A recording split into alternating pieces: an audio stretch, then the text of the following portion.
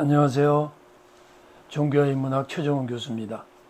오늘은 추락하는 인간의 형태들, 이전에 그 죄에 대해서 이전 강의에 말씀드렸죠. 인간 죄성의 속성, 죄성이 없어지지 않는다, 죄의 근본을 모른다, 타락의 원인이 신학적인 데 있는데 그것을 부인한다 말씀드렸고, 근데 인간의 죄성의 속성이 인지적, 심리적 속성이 있다고 그랬죠. 인지적인 건 죄를 모르게 한다. 심리적인 건 죄를 사랑한다. 중독이 된다. 이런 것. 의지적 속성은 뭐냐? 인간의 죄가 있는데 그걸 스스로 신적 존재가 되려간다. 스스로 날아가려고 한다. 이건 다음 강의에 또 구체적으로 나옵니다. 그 다음에 무엇보다 네거티브 파워가 있다. 예를 들면 지식적으로, 양심적으로 다 알고 있어요. 내가 오늘은 이거 하면 안 돼. 아는데 안 돼요. 왜? 그걸 이길 힘이 없어요. 그래서 죄는 단순한 행동이기 전에, 단순히 잘못된 마음의 상태이기 전에 죄에는 뭐예요? 능력이 있다. 오늘은 이 죄성의 그 형태들 한번 보겠습니다. 첫째, 죄의 합리화, 죄의 합법화, 죄의 피상화, 죄의 심리화, 죄의 종교화. 이게 무슨 말씀이냐면, 죄가 있는데 죄의 능력이 있고 죄의 속성이 있는데 이것들이 구체적으로 어떤 모형들을 가지고 나타나느냐. 즉, 타락한 인간이 죄를 지을 때 그냥 거짓말만 하고 그런 식으로만 죄 짓는 게 아니라 죄의 모형이 여러 가지다라는 거예요. 총천연색이에요.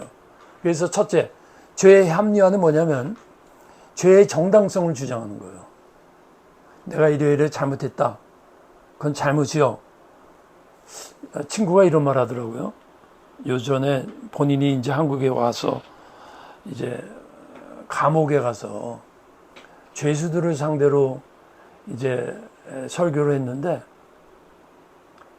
자기가 죄 있어서 들어왔다는 사람 아무도 없대요. 다 법이 잘못 자기를 판단했대요. 이게 뭐예요? 죄의 정당성을 주장하는 거죠. 여러분, 죄를 짓는 게 있고요. 지은 죄를 합리화시키는 게 있어요. 엄밀히 사람은 하나님이 말씀하시기를 죄 때문에 망하는 게 아닙니다.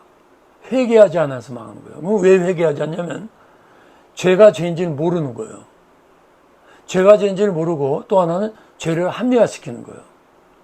써 있는 대로 상황, 사회, 문화적 합의, 사회적 어떠한 공통적 어떠한 그런 합의, 이런 걸 근거로 해서 이건 죄가 아니다.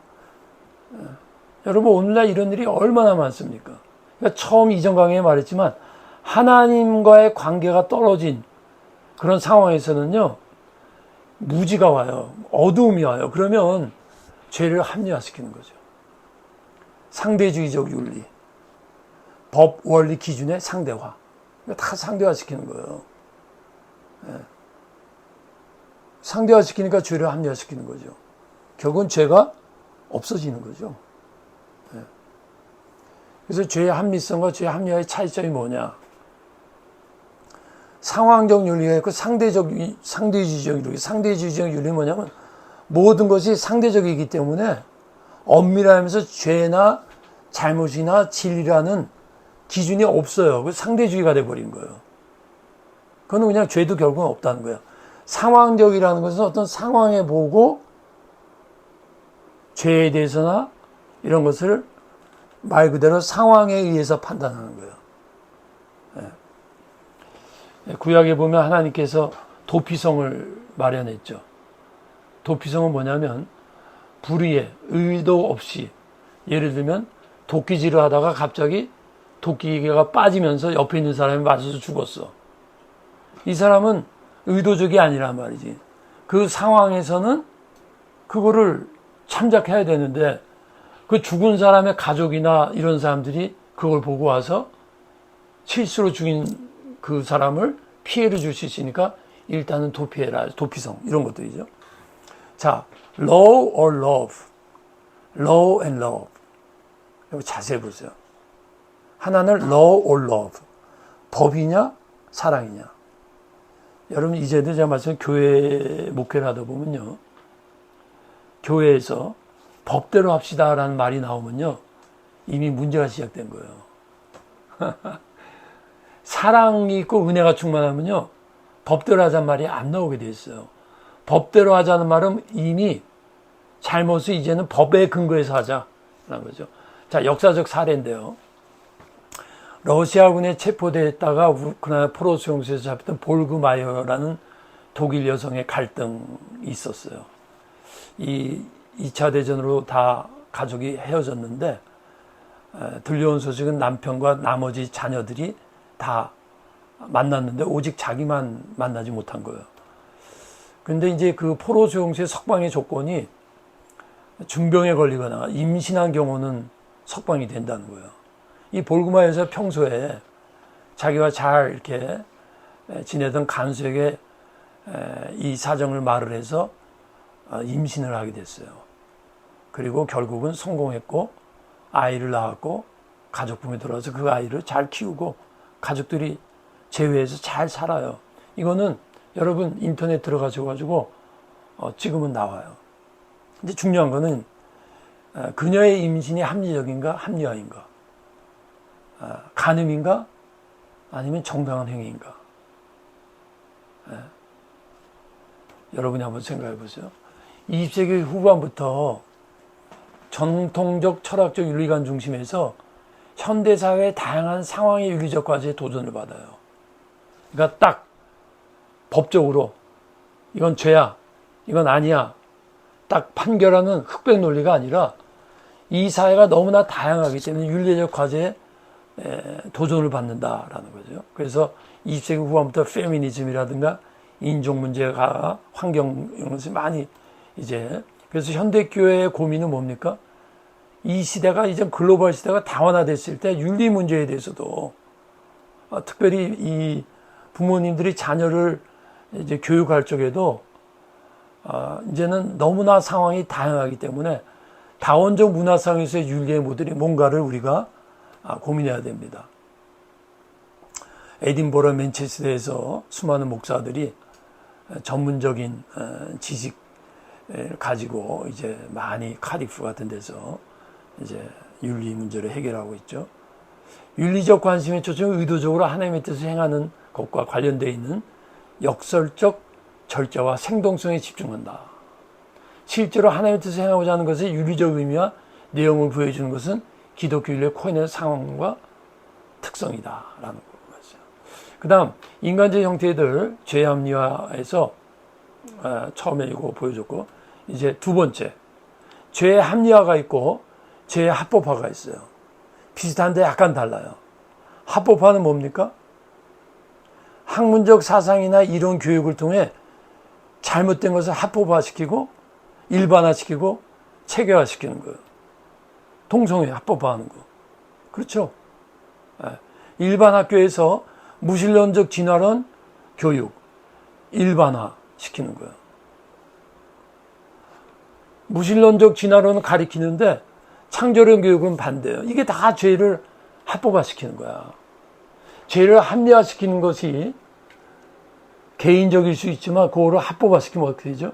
일반화가 되죠.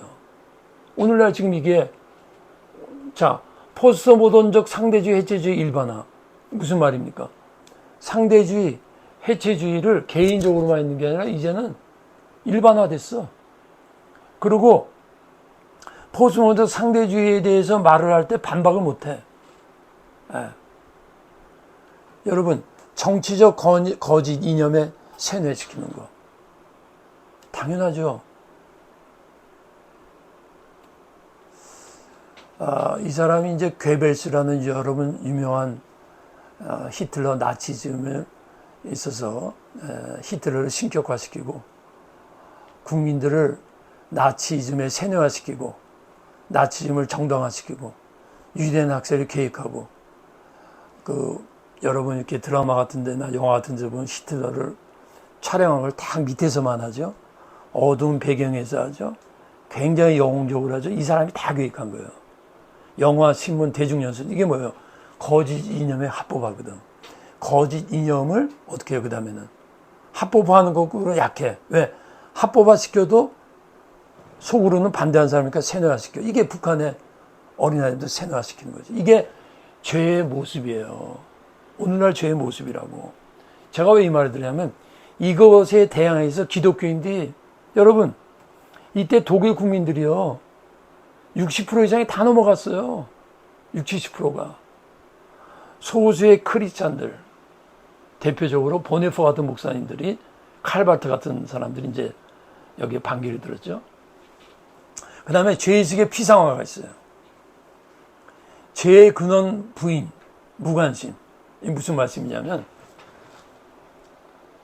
시편에 보면 내가 태어날 때부터 내가 죄 중에 잉태했습니다.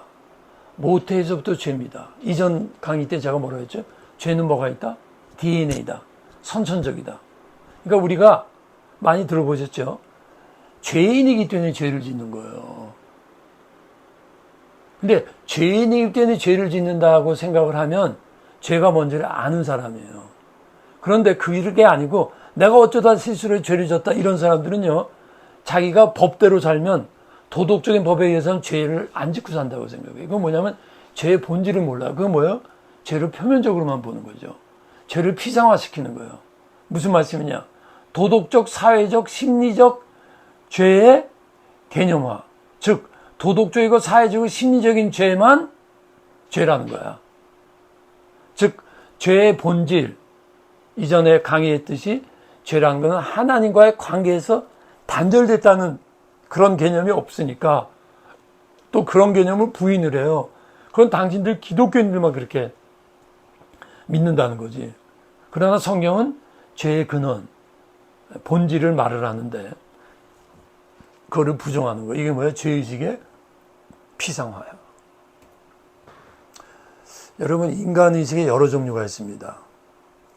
제가 이전 강의에 본능을 여러 종류의 본능도 말했지만 본능적 의식이 있고요. 도덕적 의식이 있고요. 철학적 의식이 있고요. 영적 의식이 있어요.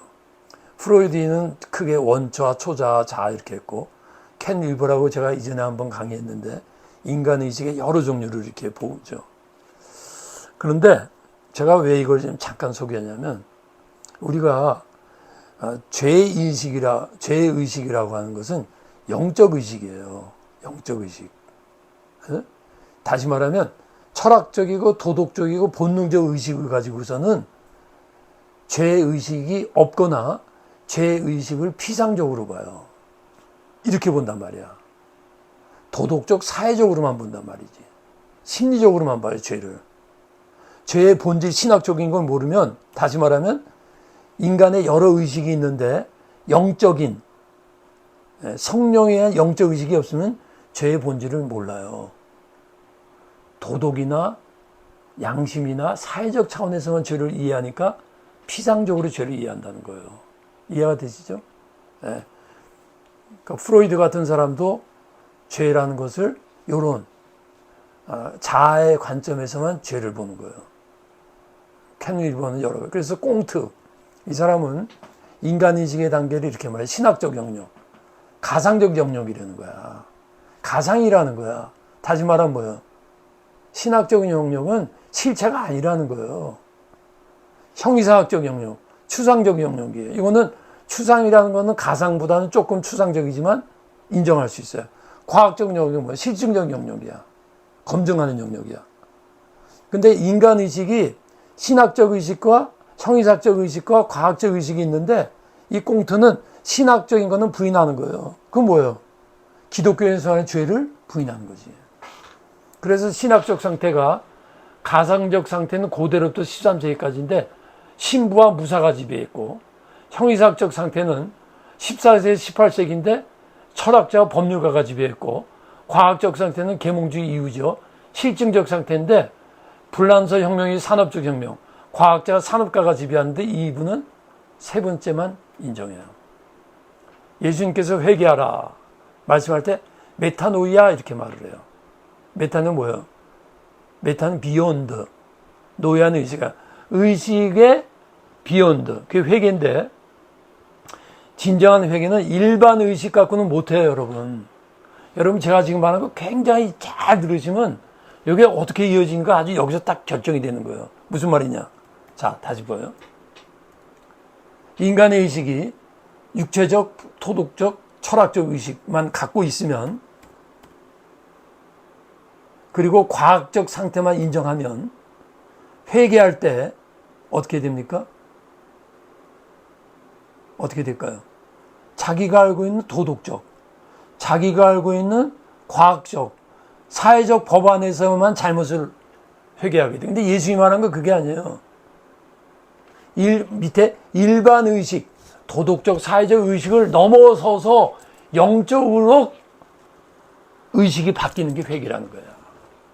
그러니까 제 강의가 조금 제가 지금 빨라지는 것 같은데 제 강의를 자세히 들어보면 이렇게 연결이 되어 있잖아요. 쭉 연결이 되어 있잖아요. 죄가 뭐고, 죄 인식이,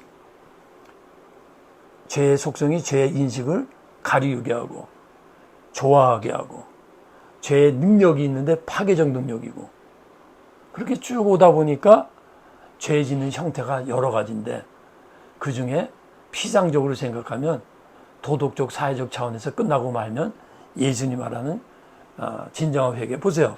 일반 의식은 뭐예요? 내추럴 컨셔스니스야. 근데 예수님 하는 메타노이아가 뭔지 아세요? 슈퍼 컨셔스니스예요. 트랜스 컨셔스니스야. 이건 뭐냐면 일반 의식 갖고는 회개를 못 한다는 거예요.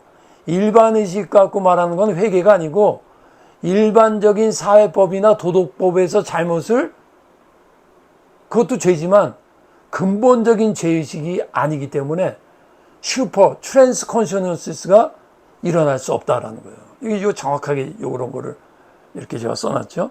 네. 그 다음 인간 죄성의 형태들 마지막입니다. 죄의 종교화, 종교다원주의, 종교의 특수성을 일원화시켜. 이게 무슨 말씀이냐면 기독교의 예수님이 하나님의 아들이다. 불교의 부처는 뭐 깨달은 자다. 네. 그걸 일원화시켜. 무슨 말씀이에요? 다 근본에서 같다는 거야. 이게 죄예요. 아주 깊은 죄예요. 종교의 특성을 보편화. 이게 뭐예요? 모든 종교는 결국은 산 꼭대기에 올라가는 건데 길만 다른 것이다. 결국은 보편적인 신, 보편적 극일주의에 올라간다. 본인이 그걸 어떻게 알아요? 예? 제가 나중에 종교다원주의 할 때 구체적으로 말씀드리겠지만, 여러분, 예수 믿고, 저는 신학자지만 아직도 예수님을 모르는 게 너무너무 많아요. 이전에 예수의 넓이와 예수의 길이와 예수의 높이와 예수의 깊이를 말할 때 간단히 말했지만, 여러분 정말 예수님을 우리가 얼마나 알아요? 예수님도 다 모르면서 어떻게 예수님과 부처님이 같다고 그래요? 그게 뭐냐면 특수성을 일원화시키는 거고 특수성을 보편화시키는 거고, 그게 종교다원주의. 마치 종교다원주의를 반대하면 무식하고 시대에 뒤떨어지냐고 생각하는데, 여러분 종교다원주의도 하나의 믿음일 뿐이에요. 그럴 것이다. 알고 그러는 게 아니에요. 종교 진리의 무한함의 무지예요. 정말로 종교적 진리를 우리가 얼마나 알아요? 예? 그래서 종교에 그냥 같다고 주장하는 것이 바로 인간 죄성의 형태에 있어서 죄의 종교하다라고 말씀드립니다. 감사합니다.